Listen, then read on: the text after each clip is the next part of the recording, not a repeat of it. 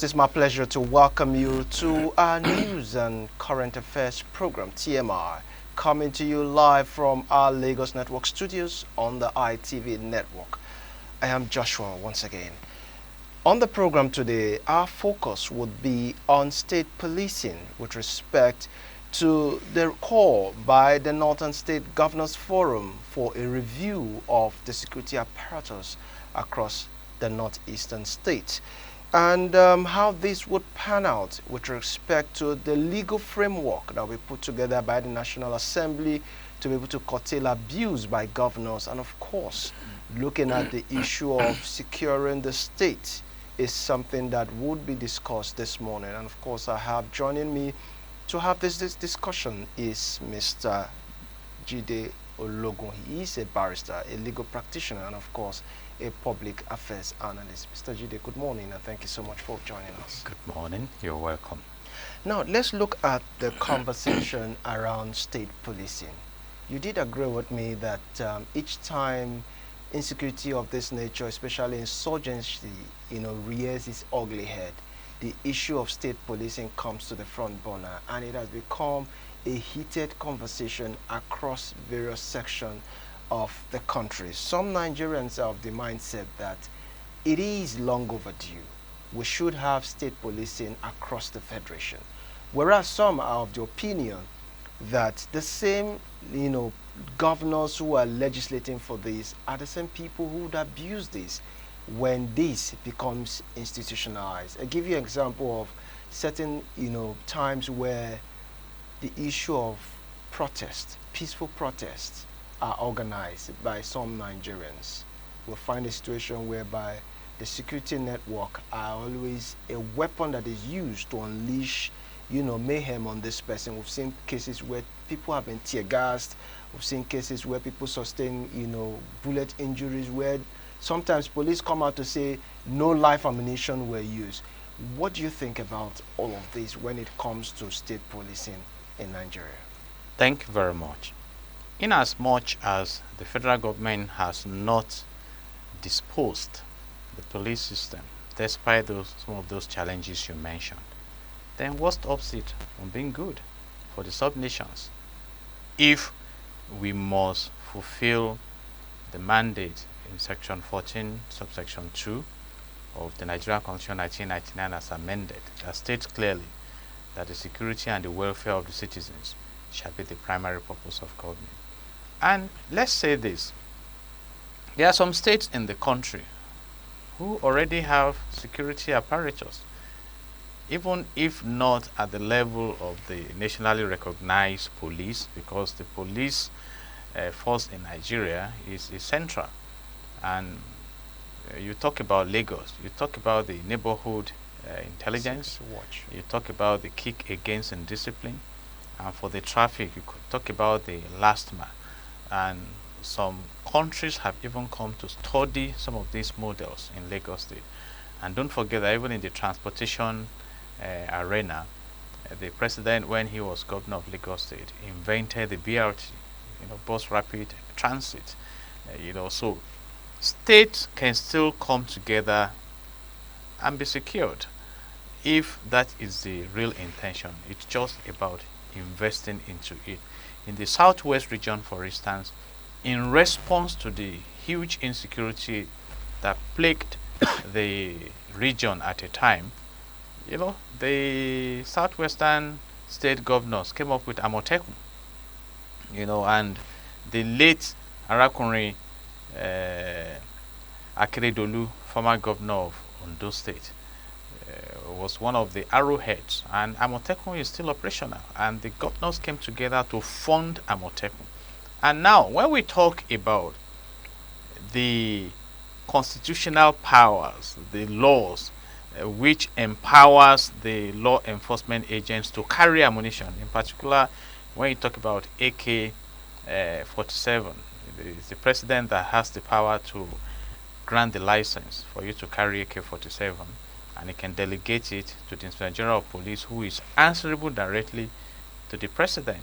And that is why some governors are concerned now, because even when you have a commissioner of police posted to the state, that commissioner of police is not answerable to the governor in that state, even though you call the governor the security officer in the state.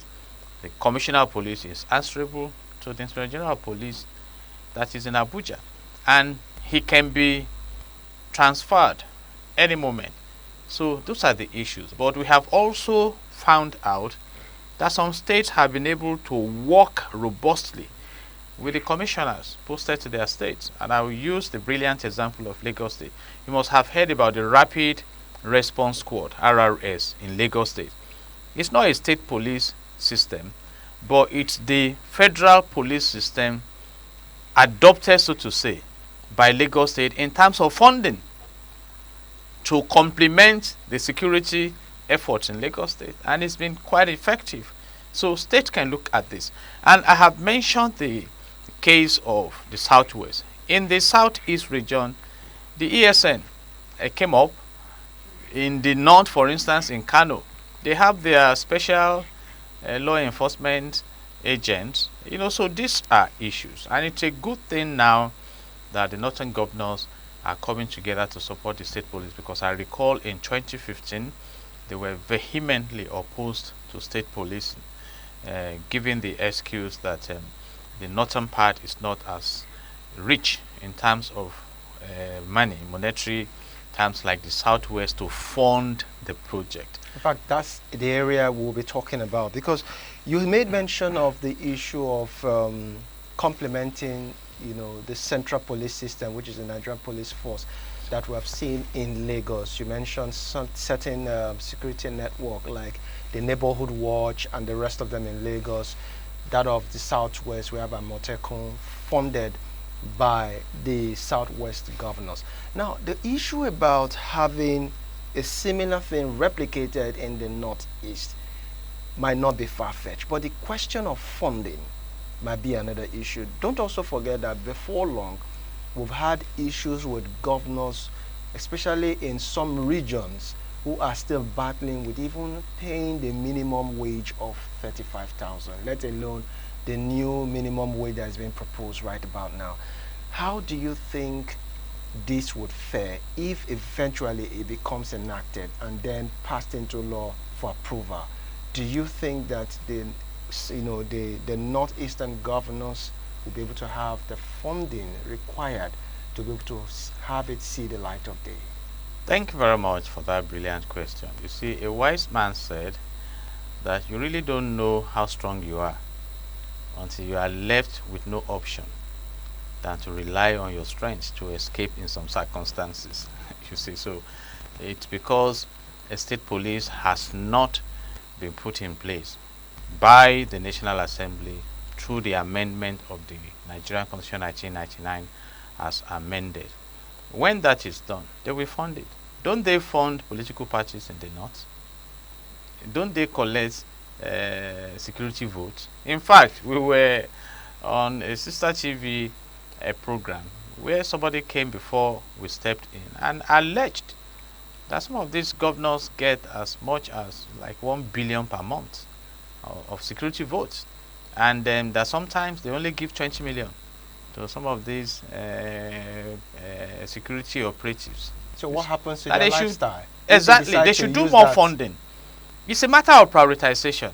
You see, I cannot tell my children that that we have to be very prudent in this house, and then you only eat meat once in a day, and they see daddy sitting down eating 7 pieces of meat per meal and having 4 meals. I mean, there are issues.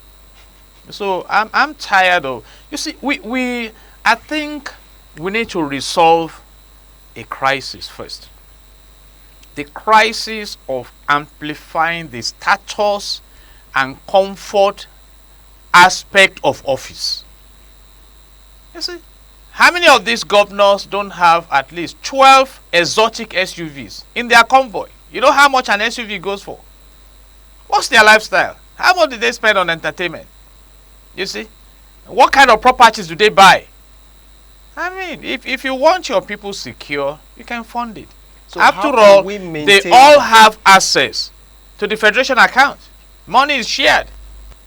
on a monthly basis. The question is, how can we how can we in some way make these governors sit up such that those security votes that they have at their disposal is used? How can we force them to use those money? It's a very difficult thing. You see, in industrial psychology, that's what you call conditioning. And there's a conditioning in Nigeria that you don't question your governor, do you? Who are you to go and ask governor that, Oga, Your Excellency, sir, you got 1.5 billion naira for security votes. You must transfer 900 million to this one and that. You are fired. You know it. You dare not question them. And I just told you section 15 subsection 5 of the Nigerian Constitution that says the state shall abolish, not make, corruption and corrupt practice and abuse of office. But the governor enjoys immunity. He does as he likes in office. Even when he's committing some infractions, you can only investigate him or her and warehouse your findings until he leaves office. And we have the precedent of Ayodele Fayose. When he was governor, he was investigated and some things were unearthed and kept. He was the one who drove himself to EFCC. That, okay, I'm no longer under immunity. Here am I, with printed t-shirt. So how much did the government recover from Fayose? A fraction of what was alleged to have been taken. The man is still a politician to reckon with. Was he prosecuted? I mean, the matter is in court, really. But for how long will the matter be in court? When did Fayose leave office? These are issues. These are issues. You know, so we need to try and reform the system we have to make it demand successfully accountability from leadership. But as we speak, the conditioning in Nigeria is that there is no strong mechanism for accountability, and they are used to it. I mean, when Adi Sirika, the former Minister of Aviation, was being questioned on the money, billions of naira that went into the fake Nigeria Air project, he said it that even some prophets went to jail. You know, so they are not afraid of the justice system. And until we come to that level where there is accountability, then we may not operate the rule of law. So people just go in there. I mean, you remember the case against the allegations against the former governor of Anambra State. They just read about it for 1 week or so. They are gone. Okay, so that's the issue. So while we look at accountability as a different ball game right about now, the issue of making this governor sit up, especially with regards to making do with the security vote, is another thing. Now, you said something earlier that if this can come to light, definitely there will be money that will be used to cater to it. I want to also believe that, as the saying goes, where there is no struggle, there is no strength. So let us even give them the benefit of doubt. Let this be a litmus test to see if they could be able to fund it, given the fact that we've had challenges with regards to generating revenue for the state to be able to cater to their, internal issues. Now, the issue about funding insurgency. Some time ago, we heard about a very powerful and influential lawmaker who was fingered to be responsible for the sponsoring of insurgency.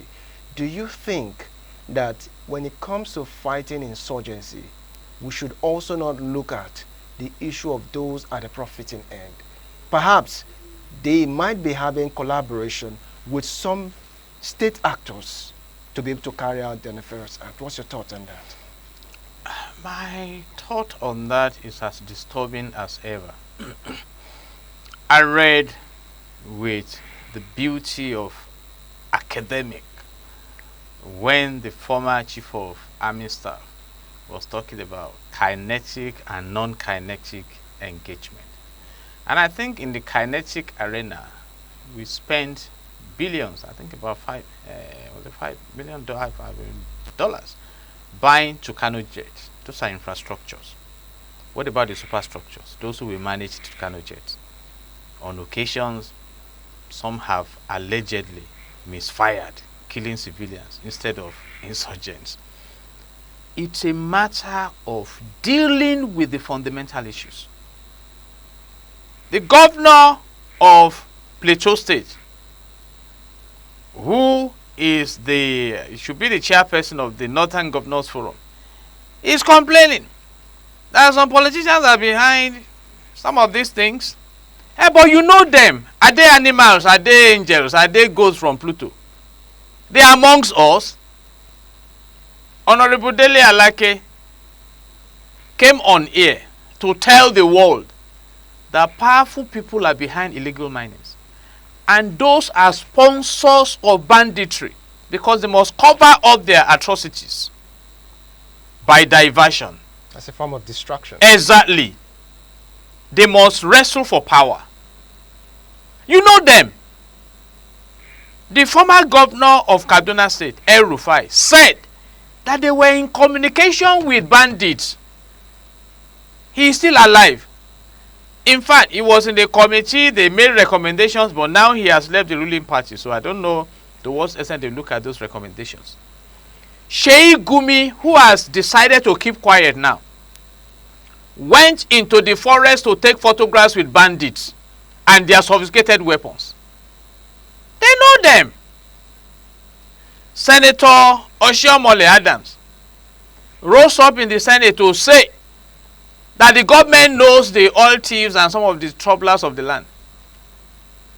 Chief Lai Mohammed, as a federal minister, said that the country has identified over 400 sponsors of Boko Haram.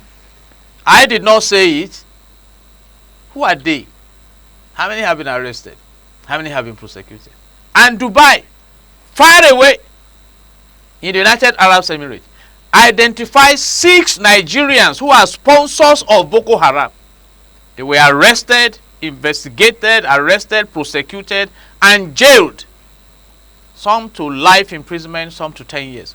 And Dubai further mentioned the names of some top government functionaries in Nigeria who are connected to that racket. But what have we done? You see, so is we still have a long way to go.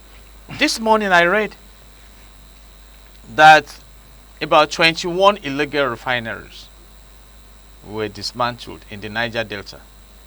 About 591,000 liters of crude, stolen crude, recovered. Okay, you know this place. You recovered. Who are the people behind this crime?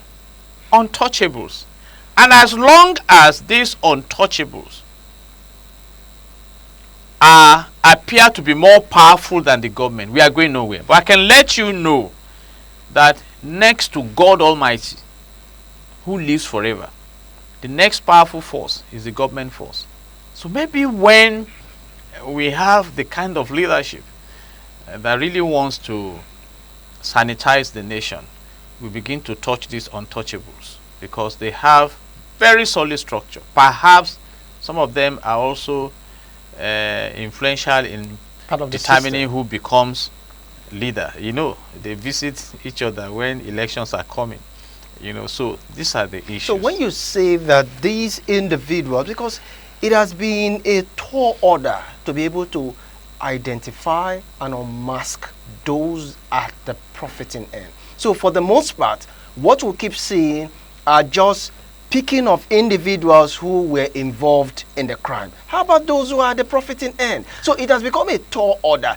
Don't you think, Barrister Jide, that this is an effort amounting to futility, having governors forum talking about security rejigging, talking about reviewing the security apparatus, when we do not need to look at it holistically? First, talking about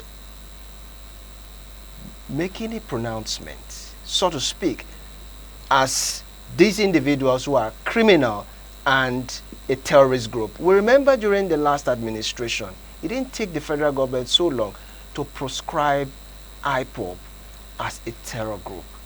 Do you not think that the first step to do is proscribing bandits and all sort of criminals as a terror group before we talk about the rejigging of the security apparatus? Proscription is a nomenclature.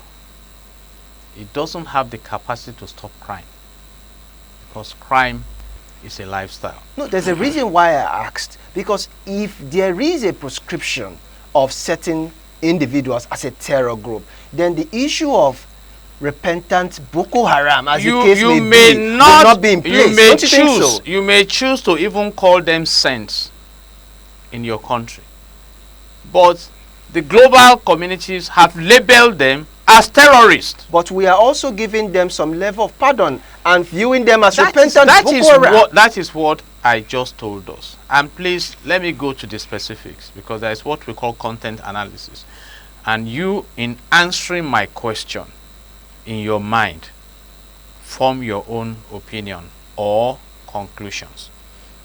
Around 2011, towards the 2015 election, the former president, Muhammadu Buhari, was a candidate. And he reportedly said that if he did not win the election, he will soak the dogs and baboons in blood. After winning the election,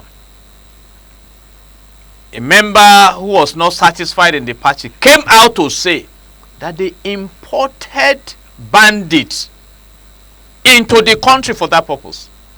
Okay, now, Muhammadu Buhari has gone into office and left office, but the bandits are still in their own office. You know what I mean? Former governor of Kaduna State, Nasir El-Rufai, said he went after the Fulanis to pay them not to embark on reprisal attacks. I mean, what are we saying? In 2013,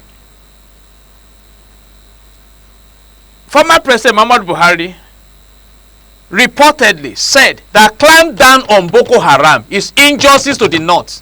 I mean, these things are there. So go and check if they are not there. Forum then. See, and that is why I'm discussing this, because I have passion for Nigeria as a nation. I'm not even regional in mind, but I'm a child of the Ologun family, and we were brought up with adages and local wisdom. And one of what we learned growing up is that if there is no enemy within, it will be difficult for the enemy without to infiltrate. And that's the point we are making. So if some people have imported criminals into your community and you were watching them because you thought they were influential, now they are out of office, and you can quote me, the criminals have refused to leave office. In fact, they have gone into the forest, they have consolidated, and we are now spending huge resources that should be spent on health facilities, education, energy, and other infrastructural support in the country, pursuing these people.